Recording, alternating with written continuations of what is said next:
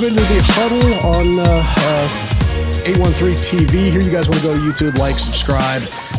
Always leave the comments. We love reading you guys' features there. But make sure you like and subscribe to this so that you guys can get the appointment and get the notifications when this stuff comes out as well. I'm Benjamin Allbright. That's Jake Arians over there. Jake, how you doing this afternoon? Better than you, brother, but we're hanging in there.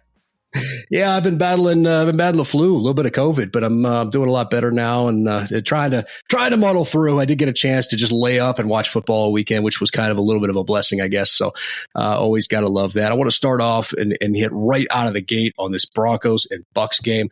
I didn't see it coming. I covered the Broncos. I talked to JC for a minute there. JC was flipping out because he didn't see it coming. He's like, thanks for the heads up on that. What did you see going into this? Because I had this like 26-10 Bucs, and man, was it the other way. How could you not see that? The Broncos haven't shown you any offense at all. We both like Bo Nix, right? We talked about it on the preseason show the last couple of weeks. He hasn't shown it. The games look too fast for him. Nothing's come out on time. They haven't run it good enough. They haven't protected good enough. Their defense has been solid, but it hasn't been great. The Bucs, while had a bunch of injuries, go up to Detroit, win a big-time game, redemption from the playoffs, and just lay an egg and shit the bed at home. I don't know what else to say other than game plan wasn't very good. Execution wasn't very good. They didn't look like they wanted to be out there. They got hit in the mouth, and that's the NFL any given Sunday, even with a rookie quarterback. Bo Nix played his ass off. It reminded me way too much of Daniel Jones' first start with the Giants, who went in there and beat the Bucs after they missed a short field goal, but just couldn't do any wrong. Running touchdowns, throwing it accurately, the stuff that we know he can do. If you're a Broncos fan, you got to be excited. I don't know how much more of this you're going to see, but like you got to see the potential of Bo and Sean and what it could look like on a good day, right? You're going to see it some more, but I don't know how consistently you're going to see it. If you're a Bucs fan, you got to be pissed. This team was reading the clippings. They got to get their ass back to work and play like the Bucs and play like Baker with a chip on their shoulder and not get too complacent. I mean, Atlanta looks good. Saints look good. Carolina went out and kicked the shit out of the Raiders. I mean, who knows what's going to happen in the NFL? I mean, it's any given Sunday, but I think you got to put this one behind you and move on. But the Bucs got to get back to who they are, playing that underdog role with a chip on their shoulder. If you're a Broncos fan, man, I'd be ecstatic that you've had this performance so far. Yeah, I think you have to be. I mean, let's start with the Broncos side of things. I think they opened a lot more aggressive than they had the first two games, and that kind of helped out a little bit because trying to dink and dunk right out the gate and then you're forced to throw deep, later is really a losing formula. They had a little success on the ground early, but most of the success came with the legs of Bo Nix. And I think I mentioned this last week when we were talking about it. He's faster than you think he is. He just is.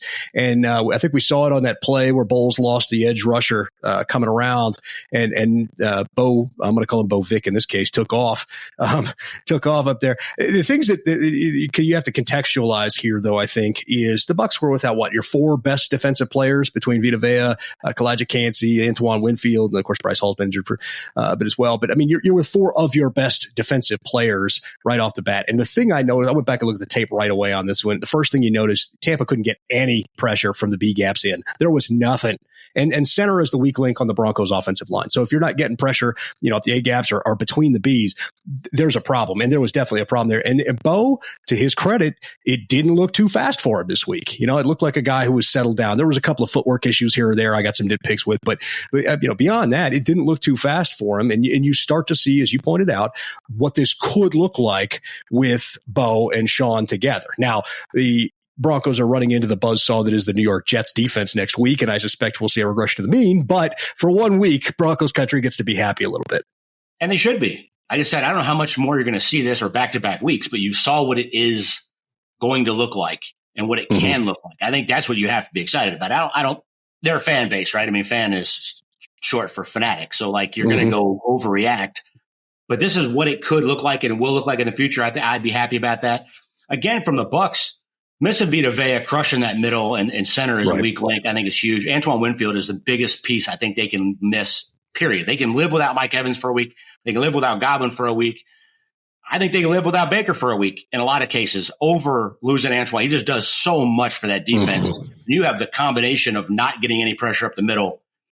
The edge rushers didn't do anything, but not having that versatility of what Antoine Winfield brings to that defense. Either way, it still should have been 26-10. 28-13, and it just didn't happen. The Bucs laid a big time egg. Right. Before we get off this game and move on to some of the others, one play I want to point out, that touchdown pass to Chris Godwin. He got outside leverage on there and was against Riley Moss. And I thought Riley Moss acquitted himself well. For a first-year starter, I thought he acquitted himself well. Moss did everything he could to defend that play, and Godwin just got the outside leverage. Baker put it up perfectly, and they managed to get that. So one bright spot I did want to talk about for the Bucs there before we get on onto another one. Been phenomenal for them for 3 weeks. Phenomenal. He's just playing like Chris Godwin. Like he's healthy and he's playing like it. I mean, he's an absolute superstar.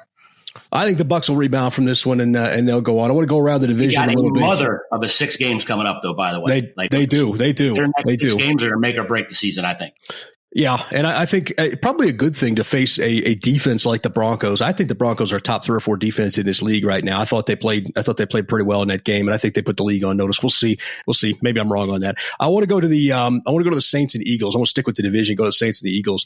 I had the Eagles in that one. They did end up pulling it out, but what a defensive football game that was. If you're an old school defensive football game purist, I think you had some fun watching that. If you were looking for fireworks, that wasn't really your game. Although I think people were expecting fireworks coming into that, given the way the Saints had played. Both of them. They've both been putting up points. And it was 15-12. I had the Eagles as well. I think they're a little bit better. I mean, the addition of Saquon Barkley, I think we've talked about every week on the show. How the hell did the Giants let him get out of New York into the division? But it might be the biggest offseason acquisition any team had. He looks absolutely spectacular. Took that game over at the end. I think the Saints are going to be fine. They're better than I thought they were going to be. That defense is still better than stingy. Kamara looks rejuvenated in this offense. Looks like he did 4 or 5 years ago. Derek Carr is Derek Carr. He's going to have some stretches, but he's looked good so far. And I think the Eagles are a top 3 or 4 NFC teams. So I think the Saints prove they can hang right there with them. Kind of a bad loss. I mean, we'll get into it later when we talk about the worst thing I saw this week, but I'm going to say it again right now. Nick Sirianni is 3-0 at halftime. Take the freaking points, man. You end up going in 3-0 with no points on another stupid 4th down call 2 weeks in a row. Before the half, they're giving up points. Like, I just don't get these young coaches. I get the 4th down thing. I get the analytics thing. But he, goes just straight by his gut. And he's taking points off the board for a team in a close game 2 weeks in a row that make no sense to me whatsoever. Hell of a win, though. Yeah, it could have been difference makers. I think the thing about Sirianni that sort of bugs me a little bit is it seems like the strength of his being a head coach has been his ability to initially bring in coordinators and now coordinators. But a part of that was Howie with this past group.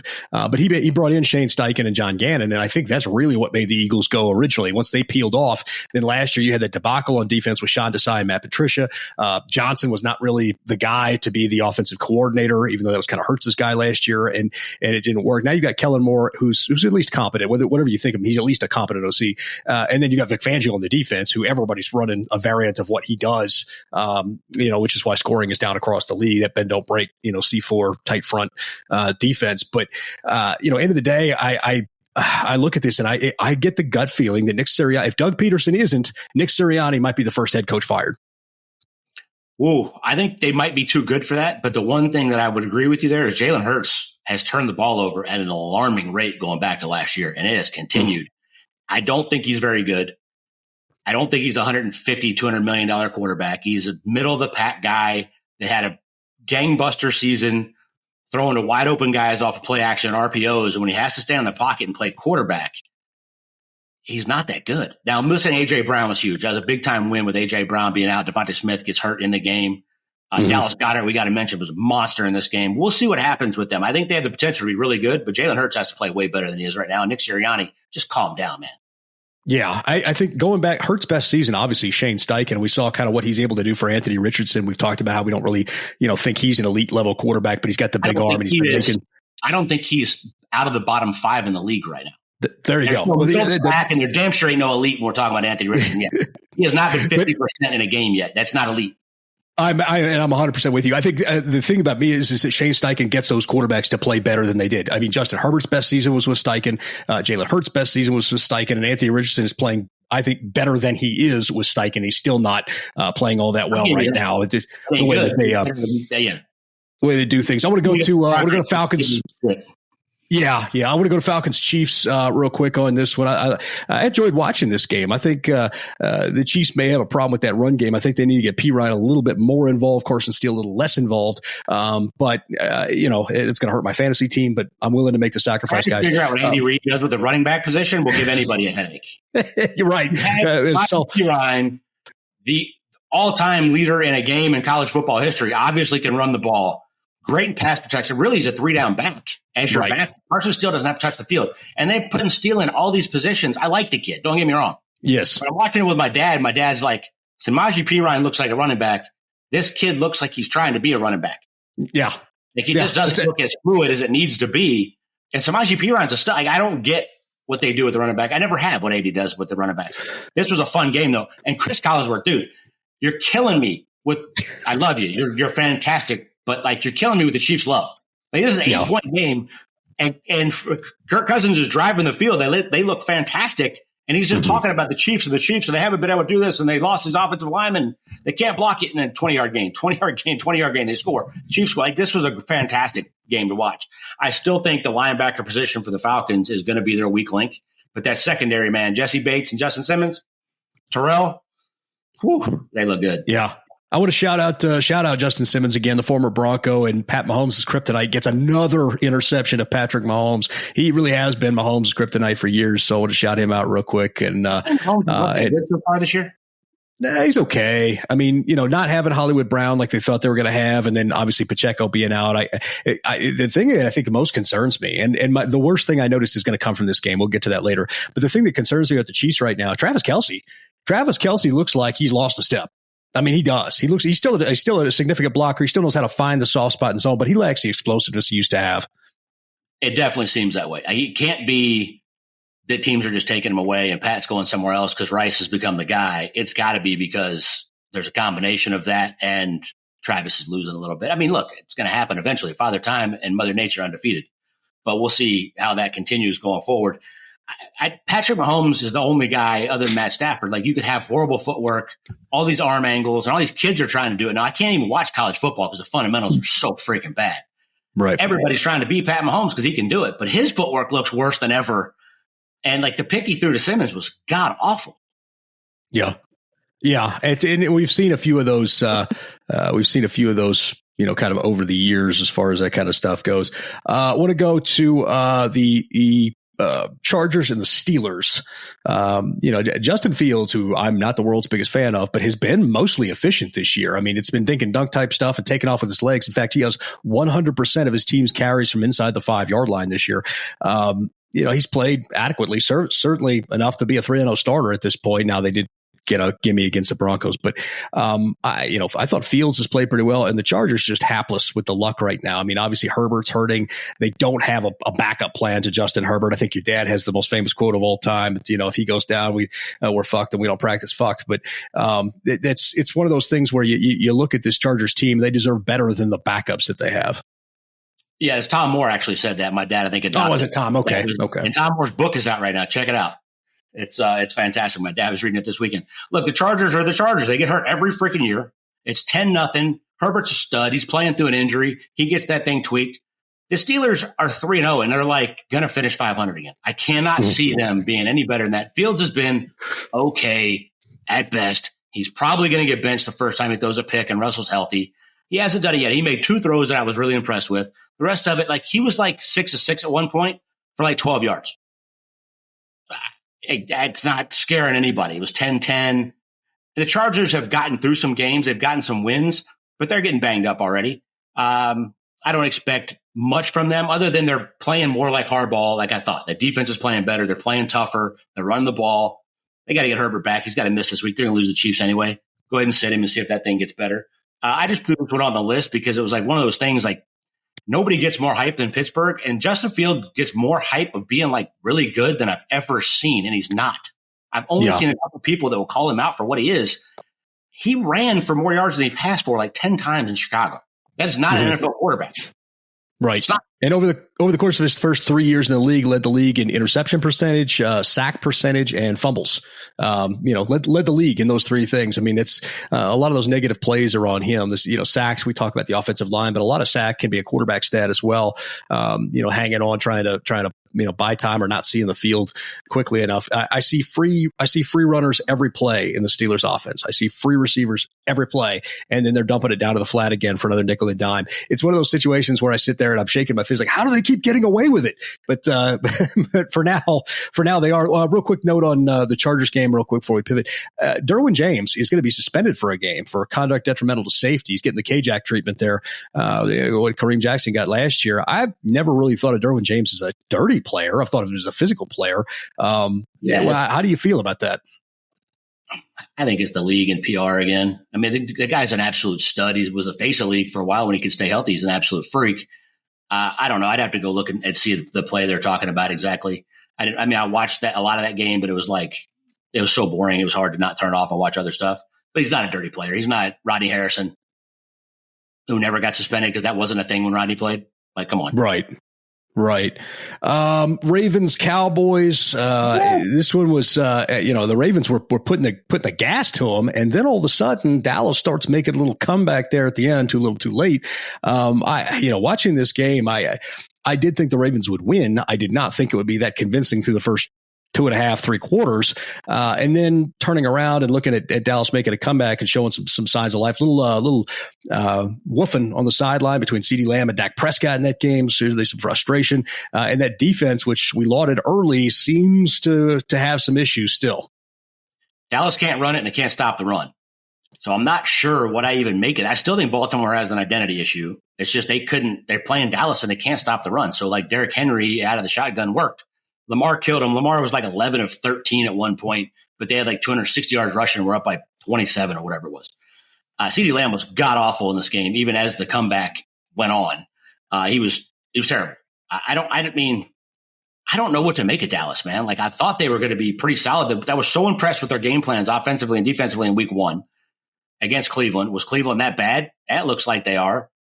But they can't stop the run and they can't run the ball. I don't know where Dallas goes from here. That division, Giants had a good win. Commanders looked awesome last night. Jaden Daniels.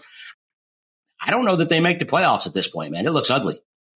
Yeah, it does. Want to pivot a little bit here to the Rams and the Niners. This game was absolutely fascinating. What a treat to watch. It's McVay against Kyle Shanahan. You saw Jawan Jennings go full Randy Moss in this one. You saw the Niners melt down. And I use that term affectionately, but really just got to credit the Rams with the comeback there. With what they did. Yeah, with what they did there. Bell drops a easy pass that he didn't have to jump for at the 20-yard line. Right. Which is 55 yards, 55 yarder. But that was the first miss of the season for that kid. But the Bell drop off a great throw from Purdy, the game is over. I think it was a combination of meltdown. You got to give the Rams credit. But they ran a Rams injuries. You got to give them credit for even being in this game. It was 24-7, either the fourth quarter or in the second half. There's no way the Niners should lose this game. And it brings to mind the common complaint or refrain about Kyle Shanahan and losing late in games. You go back to 28-3 with the Falcons as the OC. You look at the Super Bowl where, Jimmy Garoppolo was the quarterback. Kansas City came back. It goes back to something about Kyle Shanahan having certain leads and not being safe with those leads. Do you think that there's anything to that, or is this just coincidence because those are spotlight games and 2 of them occurred in Super Bowls? I think more spotlight than anything. I mean, his record is ridiculous. I think it's a matter of, you're talking about another team banged up. Jawan Jennings, man, you cannot talk enough about this. He blocks his ass off under the radar. Anytime somebody's hurt, he stepped up big time in this game. Deserves more credit for what's going on. But no McCaffrey, can't really do exactly what they want to do. I mean, the one team that I think started slow that I feel great about that'll be there is the Niners. Yeah, I don't think I'm worried about them either. I mean, the Rams, what a comeback. I don't know that the way that their injuries are lining up, I don't know that they're a long-term contender this year, but they're always dangerous when you got Sean McVay at the helm. I do want to jump into the best and worst things we saw this week. I'm going to start with the best thing I saw because it was that game. You look at the punt return to set up that drive for the Rams. Xavier Smith, a guy who was writing letters to colleges, trying to get it, couldn't get an offer anywhere, winds up going to FAU, comes out undrafted. First time he touches a ball in the NFL, doesn't fair catch it, gets it out there to about the 50-yard line on the punt return. What a feel good moment for that dude, and what a great moment for football as a whole. When you know how it is. I mean, you're celebrating dudes, right? And that was a dude making a play, and I just love that moment. Absolutely, mine came from the same game as Jawan Jennings. 3 touchdowns. The Randy Moss play you're talking about. He stepped in to look like a number one. He looked like the number one over Brandon Ayuk in this game, stepping in for Debo. Mm-hmm. You could tell Purdy trusted him. I just love that a guy that's like the non-diva receiver in this league, in the world we live in, he got the red mohawk, which I kind of dig, but like he is under the radar because he will hit you in the freaking mouth. He is the best blocking receiver maybe in the league right now. Mm-hmm. And to step up and have that kind of game, man, I was so happy for that kid. And he was spectacular in that game. I mean, just spectacular. Anything else jump out at you? Yeah. There was one last night after I made my notes was freaking Jaden Daniels. Yeah. That game didn't have a punt, by the way. Cincinnati. That's 2 weeks in a row. They haven't punted 2 weeks in a row. The entire game didn't have a punt. Cincinnati puts up 33 and can't even come close to winning that game. But, dude, he has not turned it over. His completion breaks the all-time record for a rookie in a game with a 91.3 completion percentage. He looked so calm, so collected. He learned to slide at one point because, look, he's number 2 in yards in their first 3 games for a quarterback in the rookie year rushing to RG3. What happened to him? What happened to Anthony Richardson last year? What happened to Hurts in the Super Bowl year? If he keeps running like this, he's going to get hurt. But last night, he decided he learned how to slide at one point and not take a hit. He took some hits. I hope he'd start taking less because this is a kid that can throw. He can play from the pocket. He also has the legs to beat you. But like this kid, man, he has been so impressive so far. That 3rd and 7, 0 blitz, takes it in the freaking face and throws that touchdown to Terry McLaurin. Mm-hmm.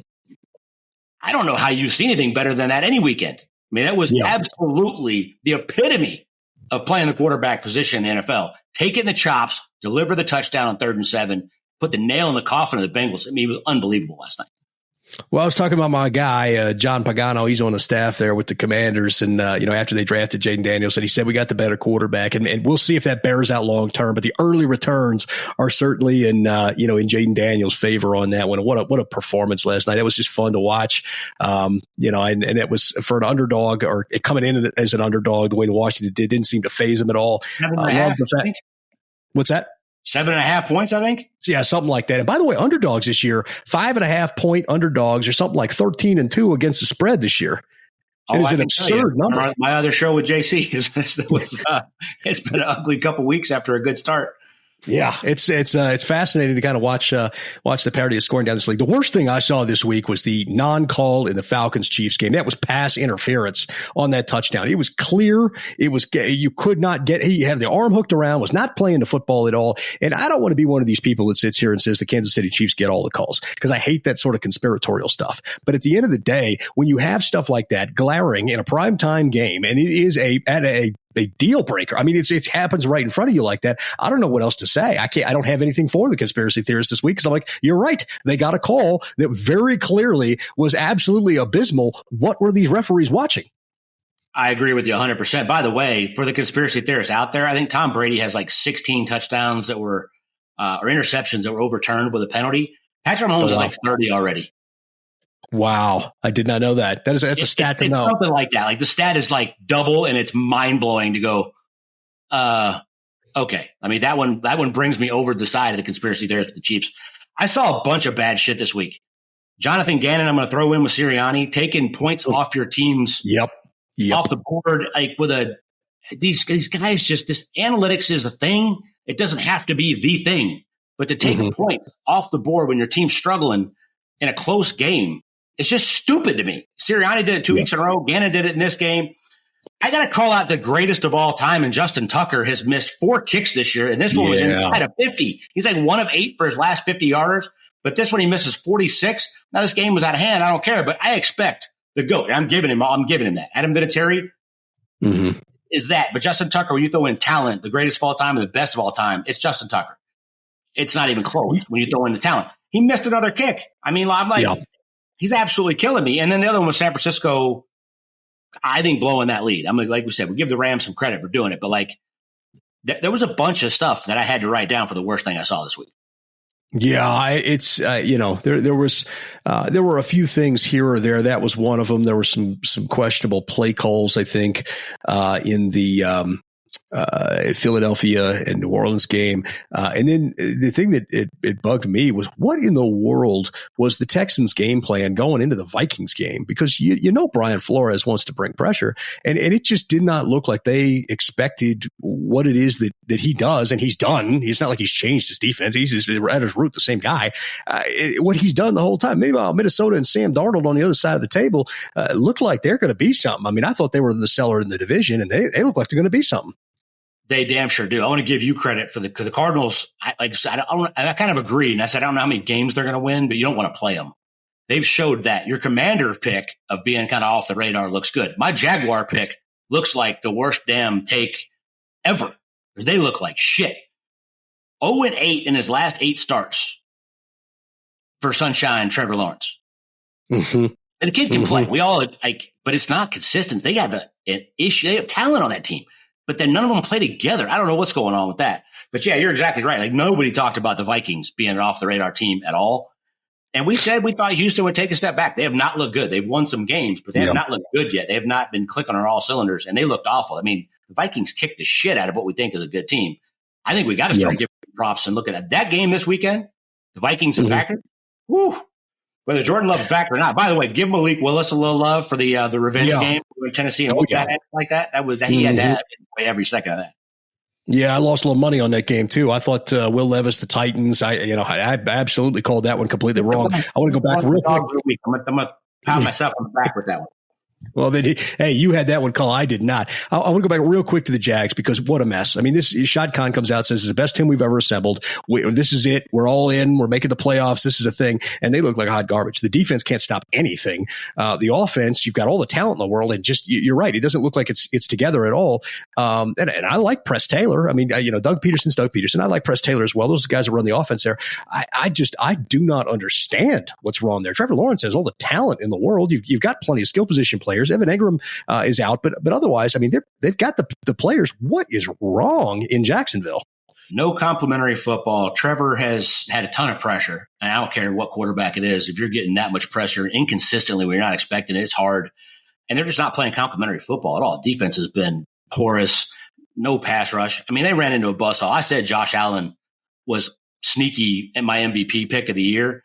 I love the fact that he's going to have to put it on his back. No Stephon Diggs saying, me, give me the ball, spread it around, do whatever the offense needs, and just let him play Josh Allen football. He looks spectacular. Bill's defense looks really good. I mean, they played a good team, but they've looked like shit in all 3 weeks. They're 0-3, and they're the 1-0-3 team that I don't see turning this around. I think Cincinnati can still make the playoffs. I think they'll be fine. I think the Cowboys are up in the air. The Niners at 1-2, I have no worries about them getting hot at the right time when they get healthy at the end of the year. But this Jaguars team, for that much talent, I mean, I think they're going to be cleaning house again. Yeah, I tend to be with you on that one too. Some hot names that I think will be out there that'll get some interviews. I think we all know Ben Johnson will get head coaching interviews again this cycle. Bobby Slowick, but some other names that maybe not getting some run. I think Vance Joseph will get a second round of interviews. Having been a previous head coach, the Broncos defensive coordinator. I think Drew Petzing, the offensive coordinator of the Arizona Cardinals, and I think Wade Phillips kid, who's helping Kevin O'Connell run the offense there in Minnesota. I think he's going to get some looks as well. Any names jump out at you? I like those. I mean, those are some off the radar ones. I think you're going to have the same retreads. Everybody's trying to find that new hot young guy.